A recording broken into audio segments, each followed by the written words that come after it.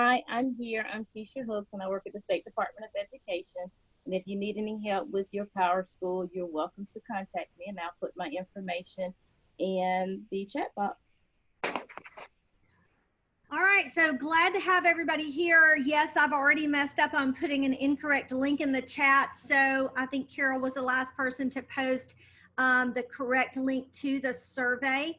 But our presentation link and our survey link are in the chat, and hopefully we can all kind of follow along. I am going to be juggling several different things today. So prayers going up for technology to work well, and that's why I've got so many co-conspirators here to help keep me on task and to let me know if things are not going smoothly.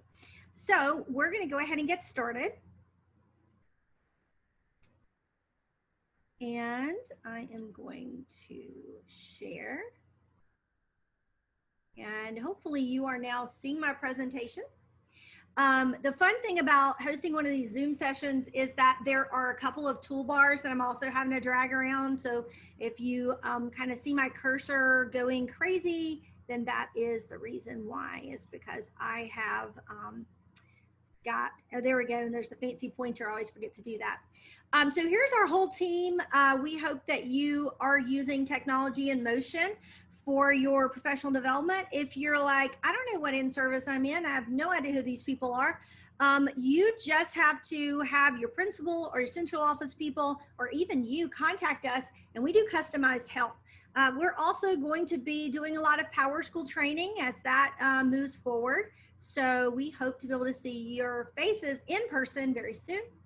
And if you did not get a chance for some reason to register in Power School, and you got this link from somebody, or however you ended up here, be sure that you go into Power School to register to get credit. And at the end of the session today, there will be an additional link, and I hope that that link I know is correct because Carol made that one. Then you will be able to do kind of our attendance link at the end. Just a couple of quick things before we really get started, and that is just our Zoom controls. I know that we have people joining us with their phones, tablets, laptops, desktops. Some of you have the full version of Zoom where you're all signed in and you have a cute little icon, and then some of you just clicked the link and you're just happy that your sound and your video are working. So when you're Zooming, just keep in mind you do have the option to mute your microphone and to shut off your video. And for many people, that is just to kind of hover down below where your video is, and you can access those controls. You can also see the participants and the chat window. So when we say put something in the chat window or look in the chat, you may have to click somewhere there to access that. And then we often will ask for reactions. So if I say, hey, can you give me a thumbs up? You can literally thumbs up in your video if you want to, or you can click this little reaction button. If you don't have that, like I said, because you don't have all the bells and whistles, that's okay too. You can put an emoji or even type thumbs up or yes in the chat. That would be great. Then there are also some reactions if you have the full version that will be underneath the participants list. But keep in mind when I share my screen and when I go full screen, and especially in this session when I share my iPad on my screen, which is going to be very interesting, you may have to maneuver and manipulate some things on your screen. So you can hit escape on a computer typically and minimize some things and navigate. It's a little more difficult on a phone. But hopefully we're all going to be together on this. So this is just the link again to the presentation. And I also have the QR code and another link to a spreadsheet. I'm just going to quickly show you the spreadsheet. This is something that I've been working on based on some of my favorite apps, some apps that were recommended to me. And so I created this spreadsheet. There's no hyperlinks in it really, because basically if you're using the Google Play Store or the Apple or the iTunes Store. It's just best for you to search for the name of this particular app. So I tried to list the apps, tell you if there is a cost. And all of these may say free, but some of them may also have a subscription, or they may have like a free account to begin with, and it's limited. So really, as we go through these, you may want to, have this spreadsheet, make some notes on it as well. These are my definitions of just a little blurb about what the app does. And then at the bottom, if you're familiar with spreadsheets, I also have different worksheets that are divided by the different categories. So this is the category, and I have them kind of sorted together. But as you go through these categories, you can see that I have them divided up there as well. So just for your reference, and I have a link to the presentation here as well. So now I am moving around a toolbar so we can get to this. All right, so what do you know about this? I asked you to do a pre-survey to tell me a little bit about using iPads and tablets in your classroom. And so I want to see kind of where we are with responses. We have about 96 people who've responded. This is not going to be your attendance link. We will have that later in the presentation. But this does give us a great idea of what you do and where you are when it comes to using apps with your students. So just looking at this, what best describes you? We are really kind of all over the map here.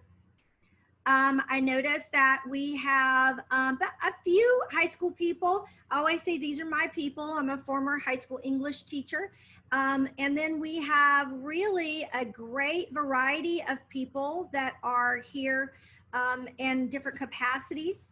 I also asked if you know your in-service center, and it's nice to see the big old rainbow. I like that I have a big percentage of my JSU people. Go Gamecocks.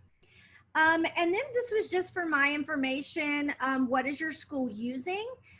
We have over half of you using Google Tools, and some that say you can use either, and then some exclusively Microsoft.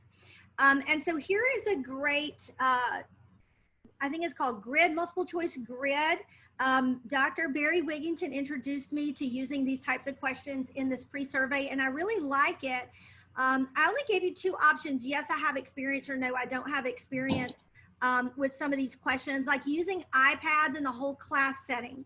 Some of you may be lucky enough to have carts or class sets of iPads.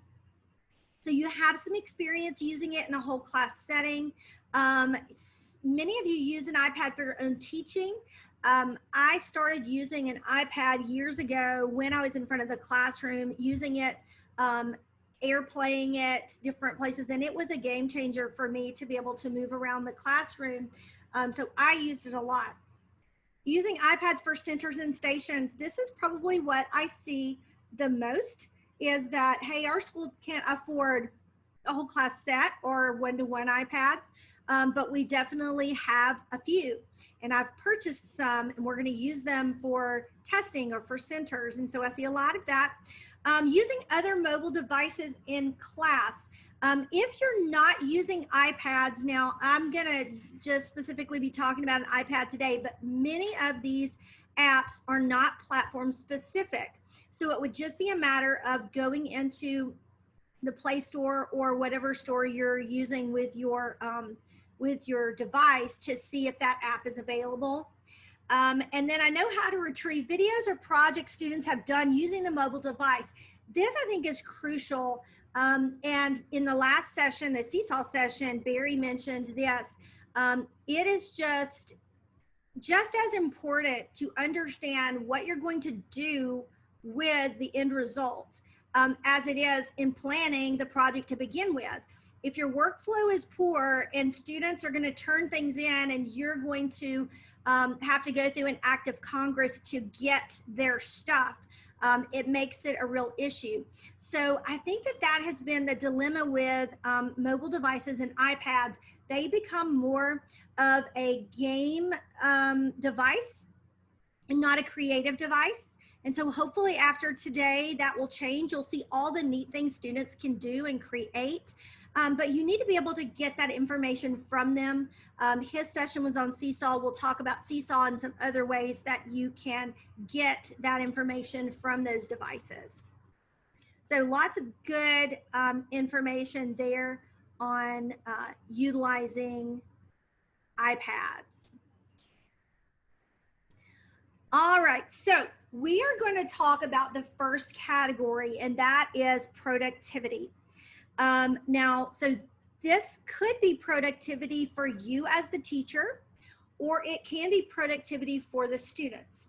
So when I talk about some of these apps, we really are talking about them in two different ways.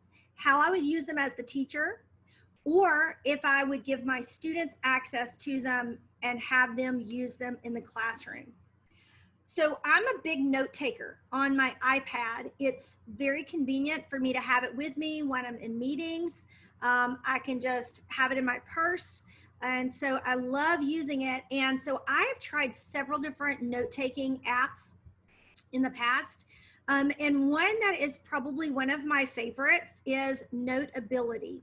Now, it is not free. And so for some people, that's a deterrent. It's not free. I'm not going to use it.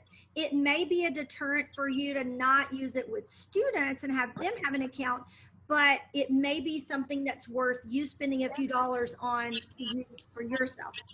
So I'm going to try and share my iPad. While I'm doing that, maybe one of my colleagues might check on the mute there. All right.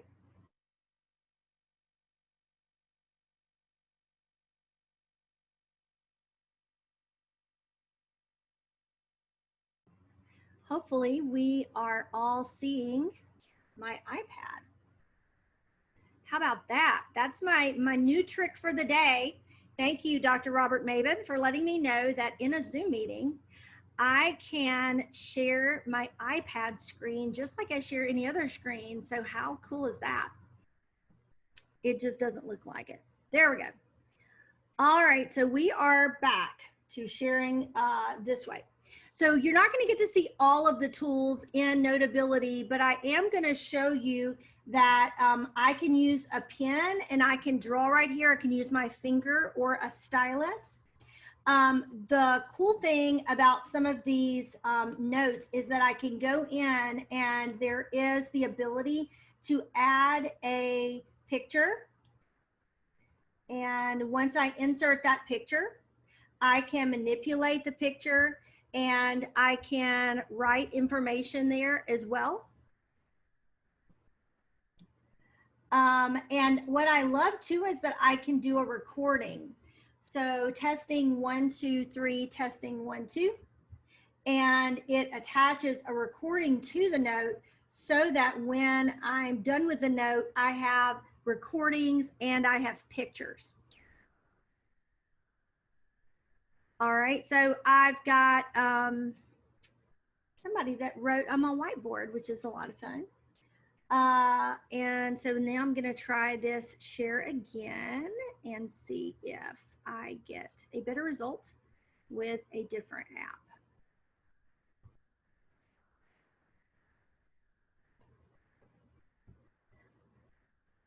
All right, so are you guys seeing my iPad now?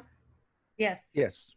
All right, so we're gonna look at Google Keep. I promise you that I do have a lot going on in Google Keep. Here we go.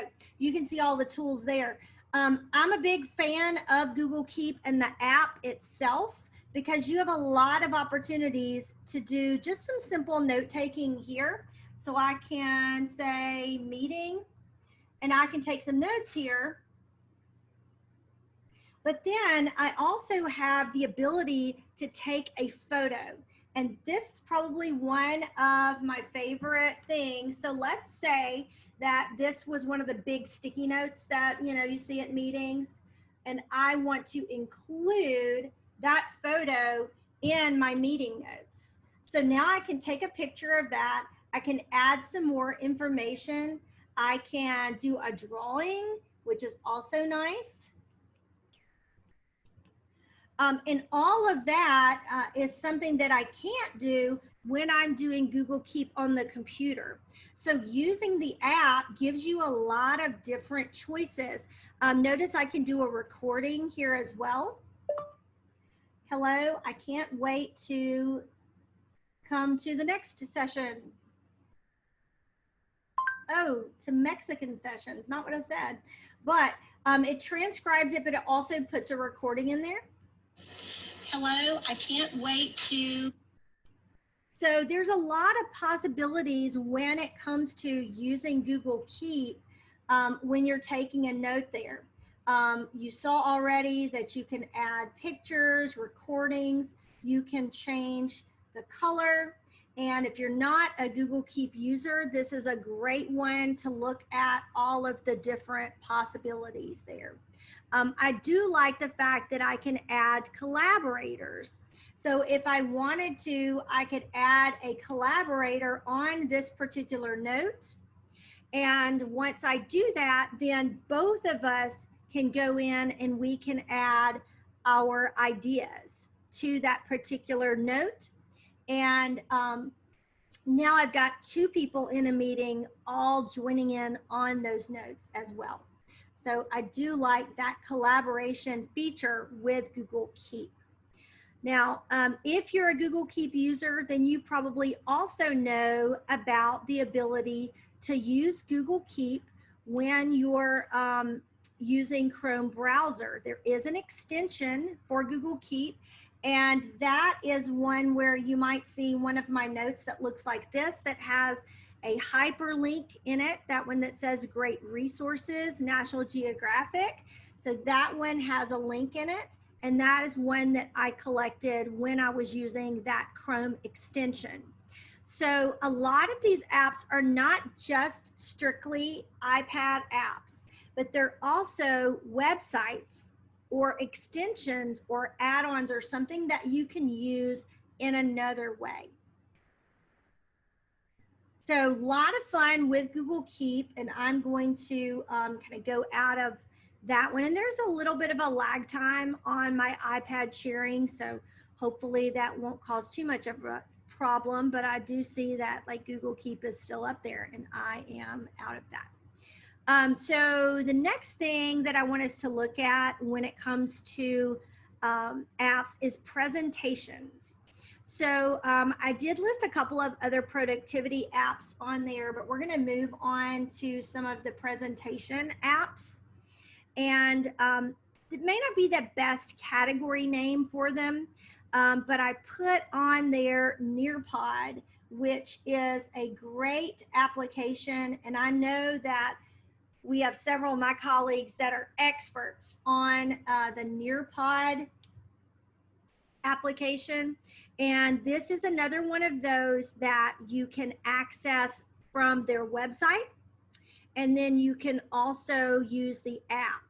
And what I love about the app is that when you are running a Nearpod slideshow, it is convenient to have your view pulled up on one device while the students are seeing another view on the big screen. So if you've never used Nearpod, I'm not going to go through a whole how-to of using it, but there are different levels of subscriptions to it. There's a freemium version, I guess that's what Carol called it earlier today, where you get some limited use of Nearpod. What I love about Nearpod is that when you go to it, you can save certain things in your library, or you can explore, and that's what you're looking at there, a lot of the lessons that are already made.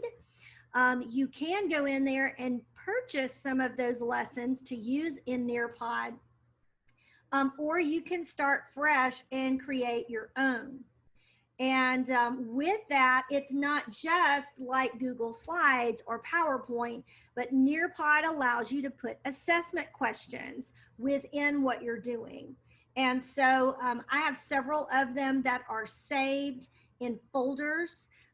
You can go in and create your own lesson, or you can use one that they have and adapt it.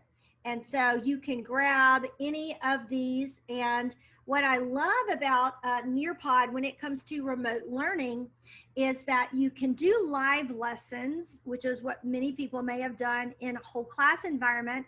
But if you look down there at the bottom, you also have a student paced option.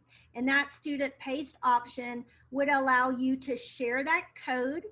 And you can see that if you use Remind, you can share the code with a link, or you can share that code through Google Classroom. And notice that you set it up so that it has a certain amount of days that students have to actually go in there and complete that Nearpod lesson. So just a really neat way for you to provide some instruction for your students with assessment questions built in already. The next one I want us to look at under that category is called Show Me. Now, there are several interactive whiteboard applications. This is just one of the many. And if you look at my different apps that I have there, I have Edu Creations, I have Explain Everything. I know some math teachers that are big fans of Doceri, I think is how you pronounce it. But I really like Show Me. I think it's got a lot of neat features. And so with this, once you have your account created, you can go in and create a new Show Me very simply. It opens up all of these little whiteboard tools, which is going to look like a lot of the other interactive whiteboard tools that you have. You do have at the top the ability to use text and type in some text, or you can use the pen tool and you can draw on this as well. I really think that another nice feature is the ability to choose a photo and drop a photo in there. Or you can go in and you can take a picture and then annotate on top of that picture. That's something that I've seen several teachers doing in remote learning, is that they would literally take a picture of a worksheet and then they would annotate and they would record through this app. Notice I can choose a background, and then I can also choose anything from Dropbox or Google Drive. So if I already have an assignment or something in Google Drive, I can pull it into here. All I do is tap that record button, and now as I'm talking, it will record me, and I can continue drawing on this, and then I can tap and go to the next slide as well. When I'm done, I have some options: save and upload the video, or save as a draft. I'm going to do the save and upload. And now as I'm talking, so you can see that it saves it as a video. And if I don't like the audio, I can re-record. So let's say that I was struggling with getting my audio to go with my video. I can re-record kind of a voiceover there and then save that. Now I'm going to call that one test. I can choose whatever topic I want to do, and I can also make it private.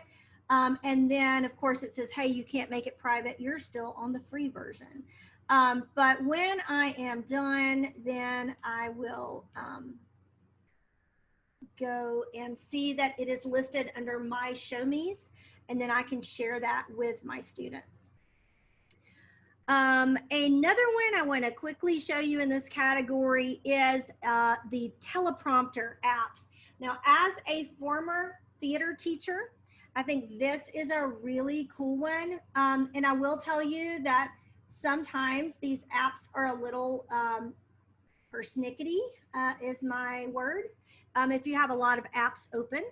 And so I have a couple of teleprompter apps. This one is really nice, and if you want the full version, it is worth it. You can, they start out with having something in here already, but you can import anything you want. So last night I actually imported the a monologue from Steel Magnolias. And when I'm ready, I tap play. And now I have this teleprompter. What's interesting about this particular app is it is voice activated.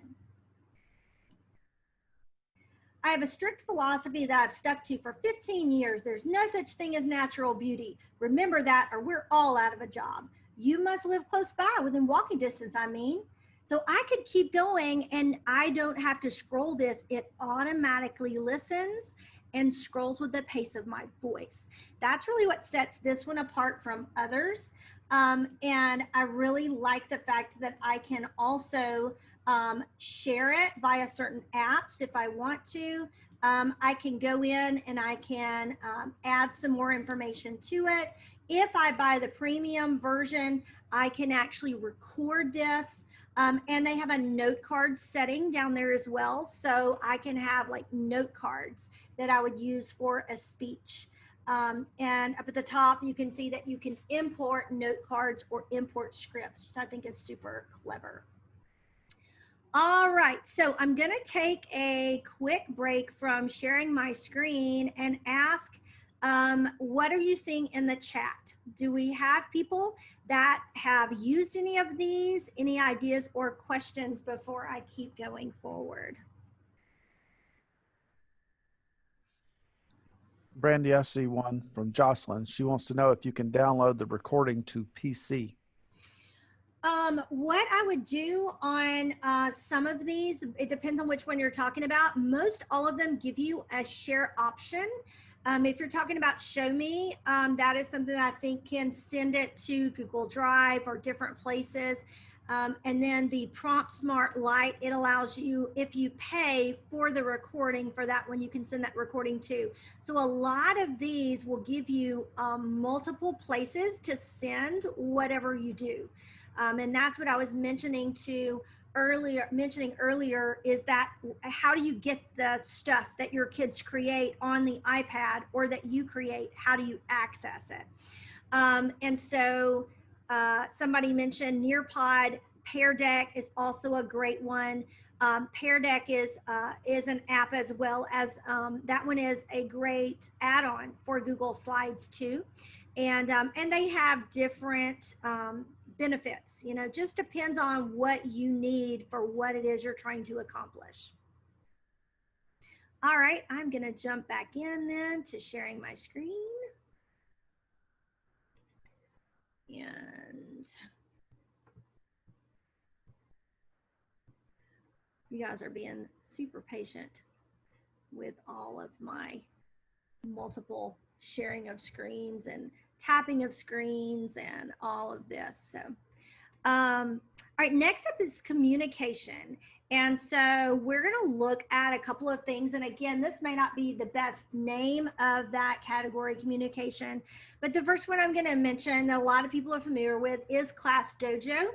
I did not realize Class Dojo could do so much. So not only is it a great positive behavior tool, so I have a class set up here, and let's say that Layla is doing something positive. I can give her a little ding. I know some teachers that like to keep this connected to the speakers in their class. It is like, it's a very positive reinforcement for kids to hear that ding. They know somebody just got ding for something positive. And so unfortunately, there's also some needs work things. So let's say Brady had his iPhone in class. That's not good. So you can quickly go through there and give those positive reinforcements or things that need work.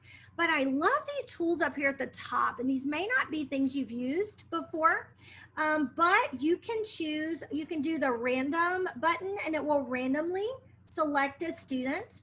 So let's say that you want to do that and make sure that you're randomly giving people some positive feedback during the class. You can do that.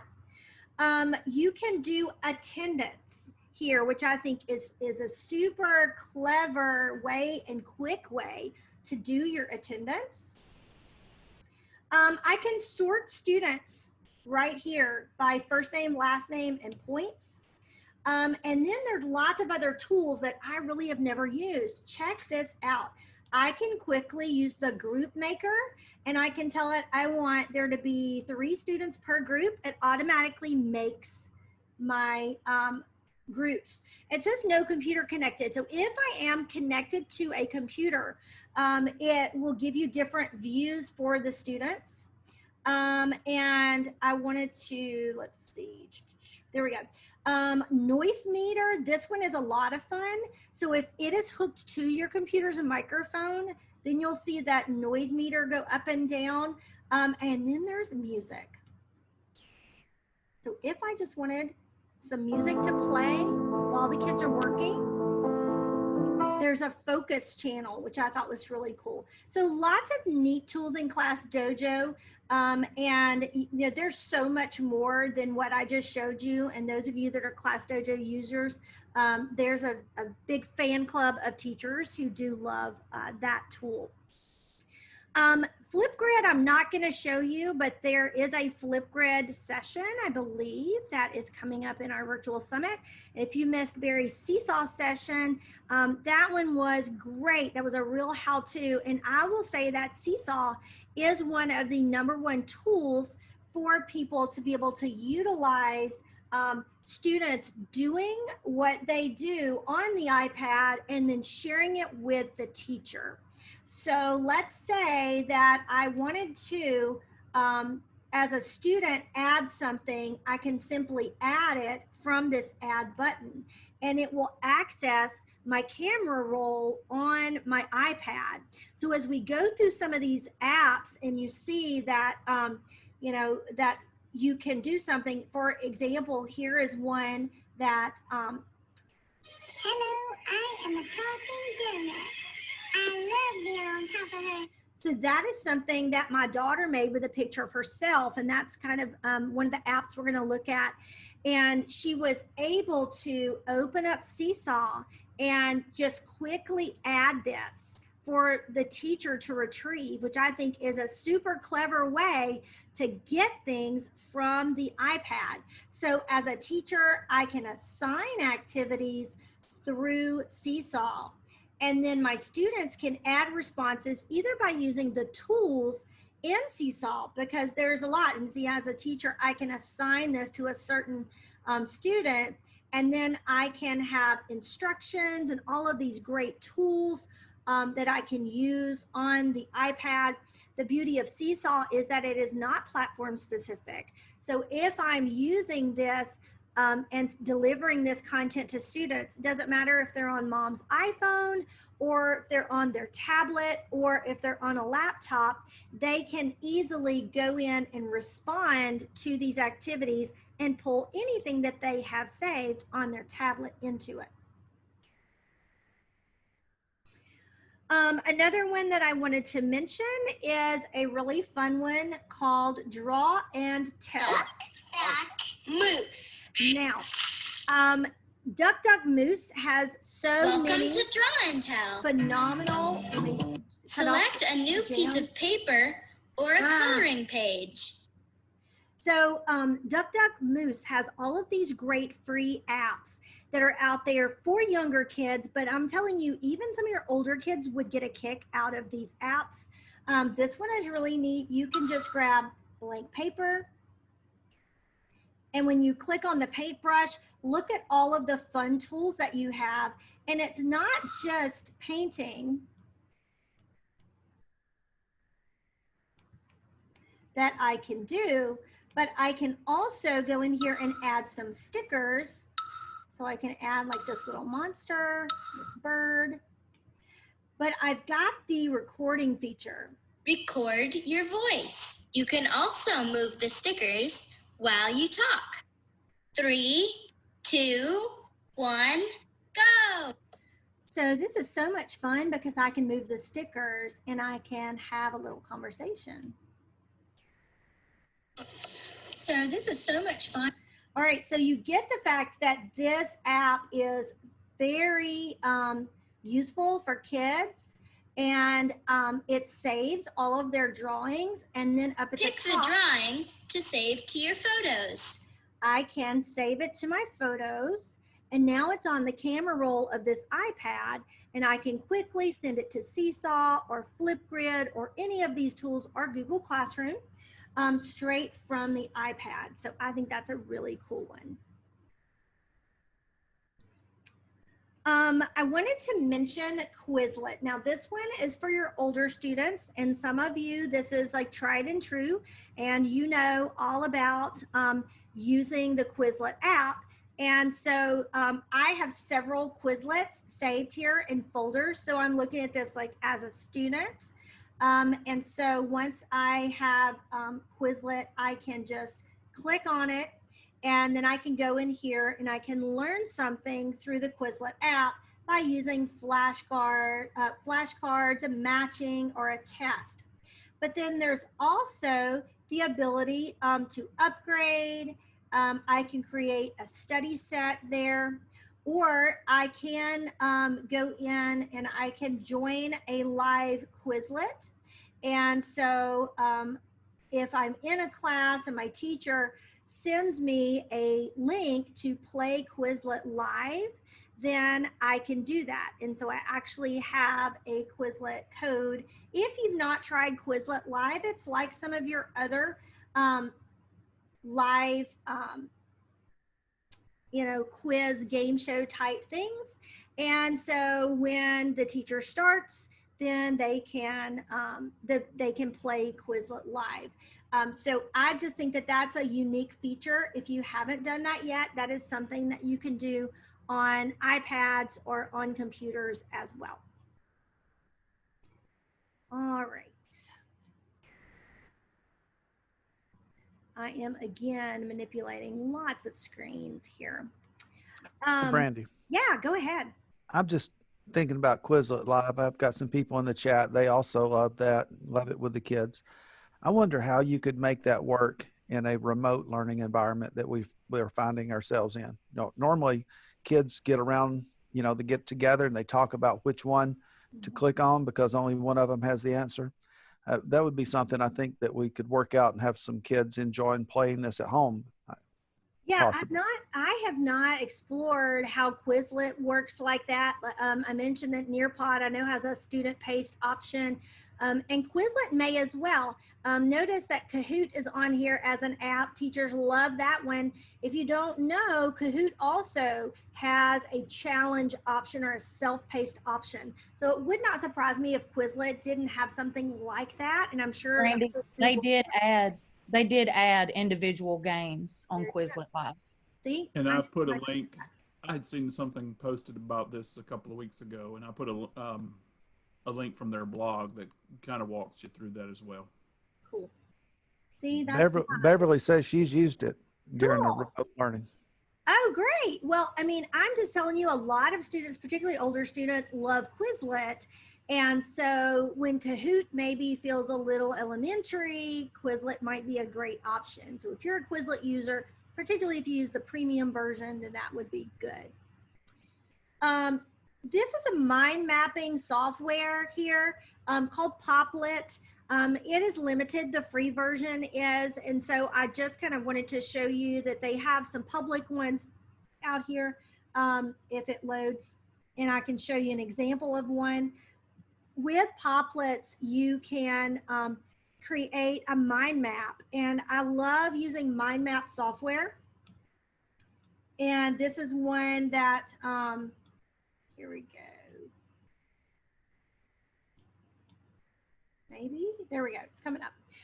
So it tells you exactly what to do. So once you are ready, you can double tap.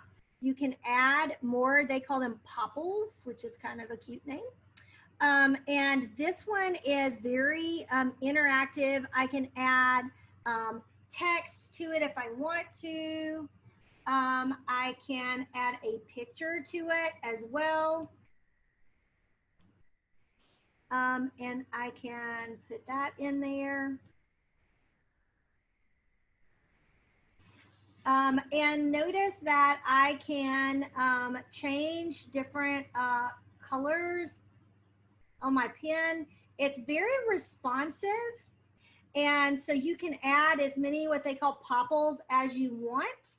And as you're doing it, you can manipulate and move them around. When you click view all, and so I could just continue adding more and more. When you say view all, it kind of brings everything into full screen.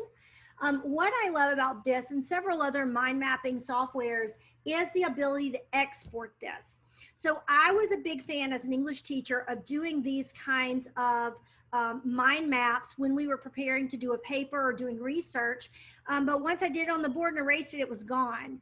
So I love the fact that you can save it as a JPEG or a PDF in your photo library. So you could have students work on a mind map, put it in the camera roll, and then you could get their work. So I think that that's a really unique feature, and mind mapping is a very important skill for our students to be able to do. And so I'm going to move on. I did have a question there, but in the interest of time, I want to move on to a couple of the other apps. I see the chat box is just going crazy. So ATIM people, stop me if I need to stop and answer a question. Otherwise, You're good.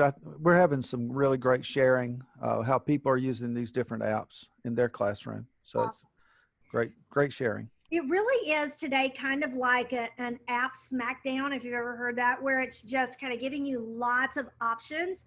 I would love to be able to just stop and give you great detail on how to use these. But mainly today, I want us to have some exposure to these apps that that people are using. And I love that people are giving their feedback on how they're using them. Because it's one thing for me to say, hey, this is cool. It's another thing for a teacher to say, hey, this works and I've used it. So Khan Academy has been around for a while. Their apps have become much more robust. I'm a huge fan of this cute little Khan Academy. Khan Academy Kids app. It is so cute.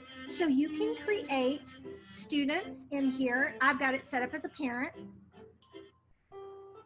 Now, once your student is in there, then they have the ability to go up here to the library. Look at all of these choices for your student or your own child to go in and look up some information. Maybe they like beagles. So there's a book on beagles. They can look up videos. There's math videos. There's offline content. So you're going to take a long road trip. There's offline content for your kids. And then there's the create feature. Love the coloring book. What colors do you want to use? Very simple to use. And once you're done with it, it is going to save it so that you can go back and see your creations. So I just think that's really neat. And then you can click there on the house. Has 2 dinosaurs. And it's going to take you through a lot of these things that Khan Academy has out here totally for free. And then there's the good old Khan Academy for the older students. And so here you can also look up different lessons and different content. There's languages. They give you a link there to the Khan Academy for kids. But then you can go and you can look up pretty much anything in Khan Academy and find, I'm sure, some content to support what you're doing. I wanted to show you this app, and you may have seen it before. It may make you hate technology or think it's the most brilliant thing ever, but from Google is an app called Socratic. And so just gonna go ahead and open up the Socratic app. So here is an example of a math problem. My husband's a math teacher, so I asked him to do this. Notice there's a camera at the bottom. This is what do you want to learn today? And I'm taking a picture. Once I take a picture, I'm going to expand so that it sees all of the handwriting. I'm going to say go. Check this out. This is information on explaining how to add fractions. I can do see the steps and I can click and it takes me to a site that takes me through all of the steps to get my answer, which is 11/12. Like I said, this is either going to be super exciting for you or it's going to make you super angry. And you can also do a search and type in a question, or you can use the microphone and you can look for questions that way. So again, my math teachers may be mad because they can just take pictures of things that they've written down and get the steps, but they can do that anyway. So this is a really cool app for them to be leaders of their own learning. So Socratic, is going to allow them to go in there, take pictures of things, find out more information about them. Hey, Brandy. Yeah, I, go ahead. I think with tools like that out there, it just encourages us to change the way that we have students work on problems. You know, like Yes. instead of just giving us the answer, of course, make them show all the steps. And if a app like that will show you the steps, a child learns something just by copying the steps. You know, I love some of the tools like Seesaw or Flipgrid that encourages kids to have mathematical conversations. Notice so many of these tools have a recording feature. So have the kids record themselves explaining how they did that. At least talking through the steps, even if they copied them, is going to be something. But yes, Barry, I'm constantly saying if all of your answers are Googleable, you need to have better questions. right. Hey, and Shay wants to know, is it only math related? Oh gosh, no. I could take a picture of pretty much anything. Look, I've got some poster boards up here in front of me with some sticky notes. So that's what I limited myself to on that app. But you can take a picture of pretty much anything. It could be handwritten, it could be out of a textbook, and it will pull up related content. So here's an app, and I believe Brooke is doing a session on this on Google Expeditions. This is amazing. There are field trips already in here. There are scenes. I'm just going to tap on the Selma to Montgomery Historic Trail. If you have a virtual reality headset, you can use it, but you don't have to have it. Okay, so here is an example of this is a 360 image. And I could either stand up and in a lot of cases, move my iPad around. But for this one, I'm just pulling the image around and it's like taking me through that. And I can go to the next thing and it takes me to the next scene. Super cool. And I'm not going to steal any of the thunder for Brooke, but she is going to show you that Google Expeditions does so much more. I'm actually showing Google Earth. So if you want to show a few things in Expedition, that's Just cool. kidding. All right. Google Expeditions. The one thing I will mention is that when you click View in VR, it is going to wait on your VR headset and look at the difference in the view. If I have the little cardboard viewer, I have kind of the two eye holes there is the for lack of a better term. And so that's one thing you can do. The other option in Expeditions, which is really cool, is the guide option. So you as the teacher can choose to be a guide and have students join in on your virtual field trip. And so right now, of course, my app locked up, probably because I'm trying to do too much, but you do have the option to be a guide or to join a guide within Expeditions. So just don't think you've got to have a VR headset to use something like Expeditions. It is a lot of fun. All right, moving on to fun with photos and videos. I have tons of these apps. I'm embarrassed to say more than I need. One of them that I love here is called Pic Collage. And this one is specific for education. What I like about it is that you can go in and choose one of their grids, grab some of the pictures that you have saved, and it automatically puts you a grid together. And you can go in there and you can adjust it however you want. You can change the background and make it look really cool. You can change the layout. You can change the size. Notice if I wanted it to go to my Instagram story, I can change it to that. Or I can make it just an 8x10. When I'm done with all of that, I've got even more options like these cute little stickers that I can add. and move around and manipulate in here. I can add text. I can draw. A heart is my go-to, I think, because most of the time I can't mess that up too much. I can do an animation and add some movement there to it.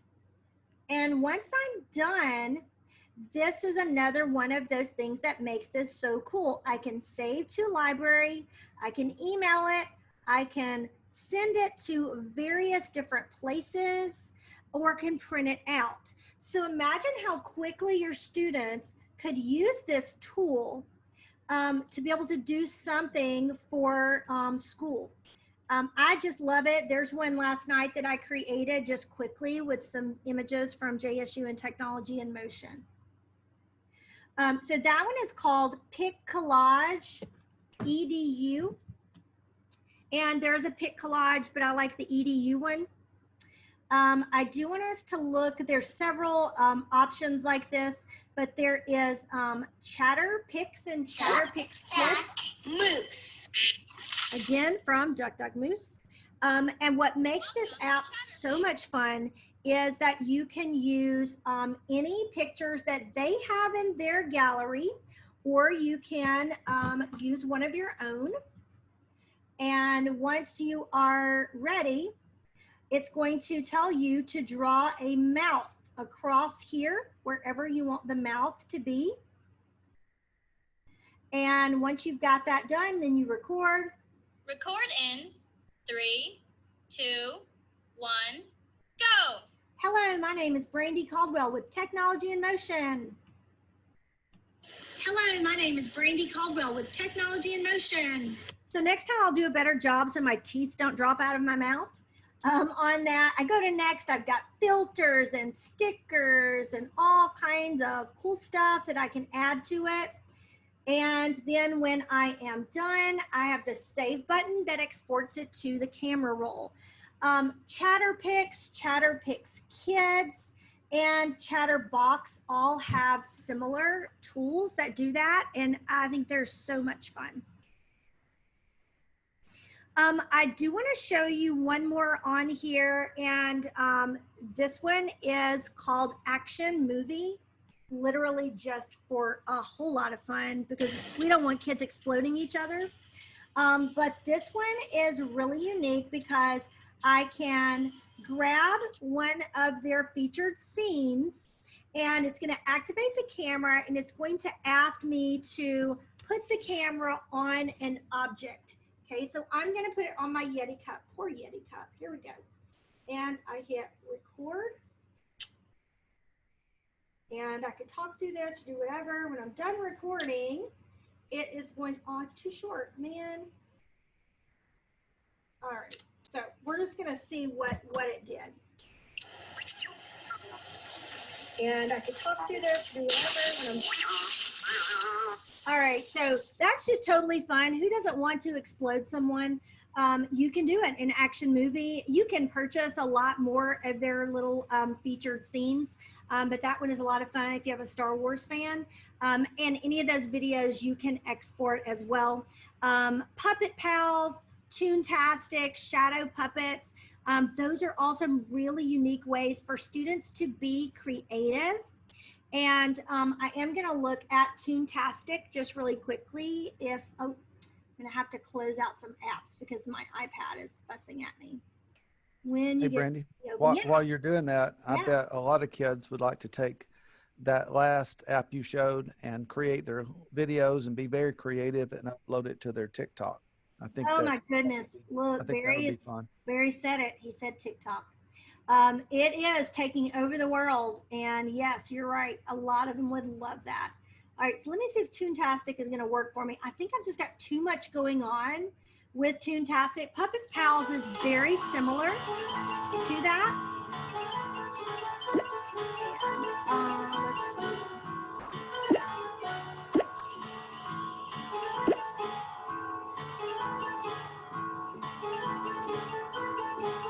There we go. Woo, turn off some music.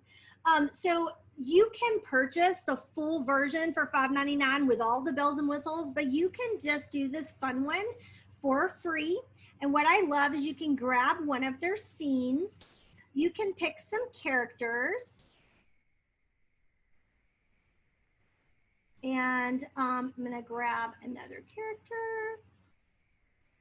And when I am ready, I can hit record. This is such a fun scene. Let me just tell you, I love walking down the street. Okay, let's go this way. Okay, and so when you're done. This is such a fun scene. Let me just tell you, I love walking down the street. Okay. Woo. All right, so you've got this super fun scene. Look, these guys blink, they walk, they kick, they do all kinds of fun stuff. So I can imagine that this would be a lot of fun for your students, acting out scenes, creating new endings to books.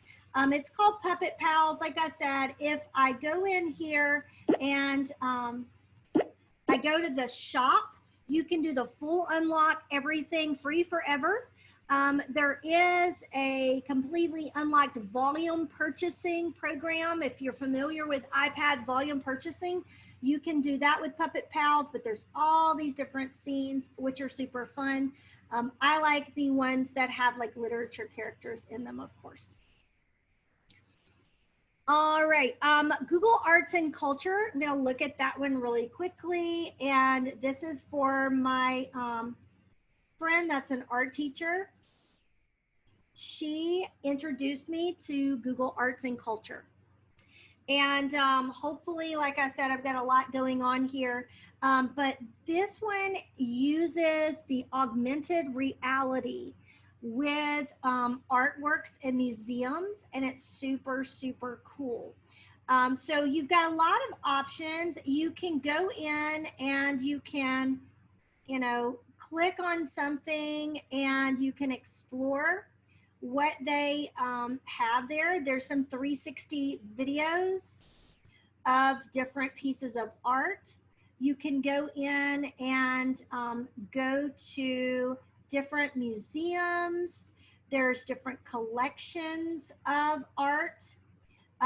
They have different topics here. And within that, you can go and you can click on something and you can see more information about it.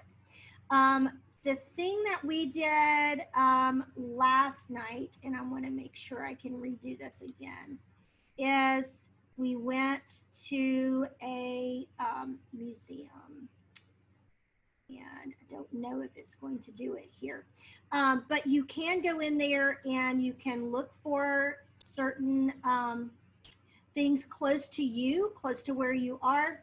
You can also use the camera. Here we go. And wander through a gallery. And so I think it's not going to act right because I've got too much going on in front of me. But what we did last night is we immediately got to see some of these different museums when we moved our iPad around. When my daughter was doing it, she looked crazy going through the house looking at different pieces of artwork. So that was a lot of fun. All right, so I am getting close to the end. I have a couple more apps in here that I think are a lot of fun. I'm not an expert on the app called Seek, but this is something that I believe that Barry may have shown, or Carol, in one of their sessions. If you're a science teacher, you definitely want to check out this one. You can use the camera and take a picture of things in nature, but then they also have lots of topics. This is great for kids that are home now and are interested in the critters that they're seeing outside in the summer. Can somebody that is my expert on the Seek app add some more information to that one? Well, I am no expert, but it is so easy to use that, like you said, all you have to do is you open up the Seek app, you click on the camera, and then you just move it around. And if you move it around, it will tell you a series of things. There's a series of dots, and it will say, okay, this is a dicot. and then this is this and this, and it narrows it on down to what it thinks is the exact plant you're looking at. And I'm just fascinated by it. I just go around the yard doing that, you know, when I'm walking. What is that plant? What is that plant? And I think kids really enjoy something like that because they see this bug, they see this plant. It teaches them about classification. It just teaches a lot of different things. And this Seek was also, it was created by the parent app called iNaturalist. And for older kids, if they go into the iNaturalist, it will give them even more, more advanced knowledge. So anyway, And you that's can all I have notice to up say. there at the top, species nearby, you can set your location. So I can search near my location, or I can set a specific location. And that's why I'm getting these species right here, because these are species that I might see in my location. So I really think that that is a cool app. It's really handy if you're showing kids what poison oak and poison ivy Oh, looks like. yes, for sure. There are some great language arts apps, and I'm just kind of moving on past, because if you teach that subject, that is going to be helpful to you, and you can look at the list of apps there. But there are tons of them here. Epic is one that I, as a parent, loved while my kids were home. And so I created, as a parent, I created a account for them, and I told it kind of their Lexile level, their age, and I was able to suggest books for them. And I was able to kind of see how they had progressed. So this is my 10-year-old, 31 books finished. And she watched videos and things too, and they can earn badges. The Epic Books actually put out something free for parents during the remote learning stages, and there's different price points for Epic, but I really like that one as well. I'm gonna just mention a couple of things that I have on here for fun. My daughter would be so sad if I did not show you her favorite. And this one, all of these have ads, but she loves making slime. And if you have not seen the Super Slime Simulator, check it out. You can go in and you can create whatever kind of disgusting slime you'd like a classic slime. And once you decide, you can go in and decide, okay, I'm gonna make a classic slime, and I can add the white glue, and you just literally like put it in there as you're rubbing on the iPad. It's crazy. Pour in some water, and it tells you to do that, and it sounds like it. She loves this. Once you're done, you can add all of your color and stuff, and it gives you your progress. I know this is super nerdy. Then you can add color, you can add mix-ins, and then eventually you can gift that slime to someone. Like I said, though, it does have ads. So you kind of have to be patient with that. My daughter's already learned. You wait just a second and the X will come up, and you can go in there. And of course, you can go in and purchase the game for $2.99 if you want to use it without ads. But it is a super, super fun game. All right, guys, I have flown through these apps. I always say I go too fast, and then I always realize that I prepare way too much. But I would rather you guys have an opportunity to go through that spreadsheet, look at some of these apps, see what works for you, what you think will work with your students. And it's, you know, some of these things are very game-based. Some of them are very creative, which is what I love, because I think it's nice for our kids to have that opportunity to do something creative with their iPad and not just watch videos and not just play games.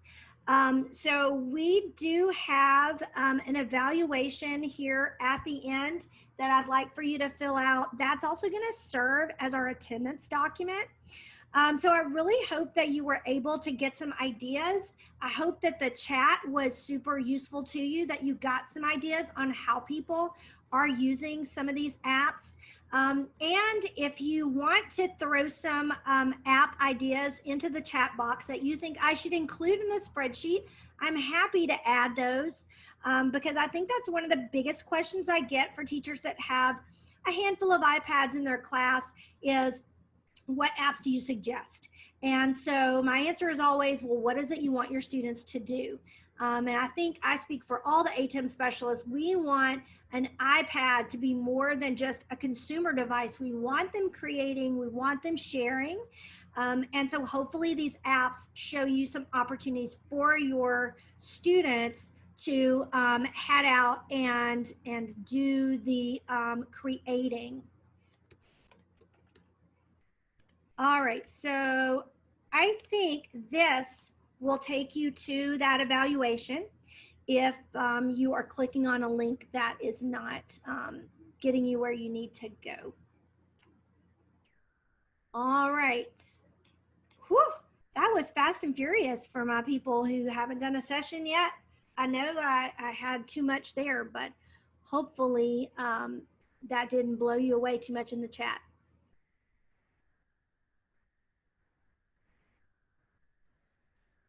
Great job, Brandy. Thank you. I really like that that poplet. I didn't get a chance to say that when you were going over that, but those concept maps, that is a great way for students to make connections. Great app. Yeah, there's several other ones like that. Poplet, I just like the way it looks. But there's Kidspiration, MindMeister. I mean, and the way I always say about these apps, you only get so much for free. So if it's one that you think is really, really going to be useful, it's worth paying for the app for the full version of it.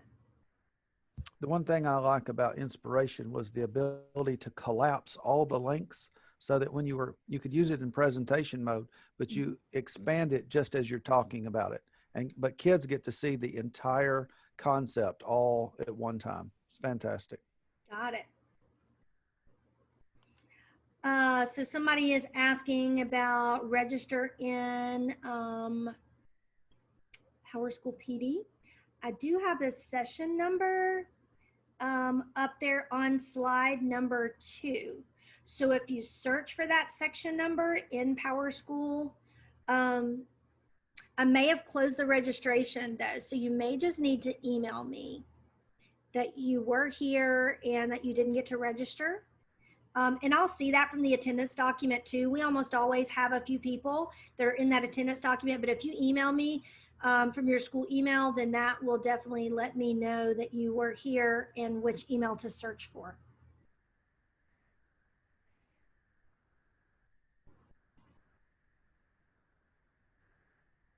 Thank you, ATIM people, for helping me through all the crazy technology difficulties. That Notability app like threw me because it did not show all the tools it's supposed to show. What the heck? Yeah, I have that problem a lot of times with iPad apps when I'm trying to project them with a projector. They don't show the menus and they don't show all the pieces. So I bet it's the same thing here. They meant for it to be that way because they don't want you to see all the tools, but I wanted the tools. Yeah, I've actually thought that for my scavenger hunt, I'm going to have to make a recording or something of the part that I really needed to show. So I don't know if it's something we need to, if we're going to use something, we may want to get some other people to see if they can see it, if we have the time to. Yeah, I mean, like I said, I tried out several of the apps in the screen sharing mode, but mostly I was trying the ones that had sound to see if I could see the sound. I wasn't thinking about that screen mirroring wouldn't actually mirror the screen.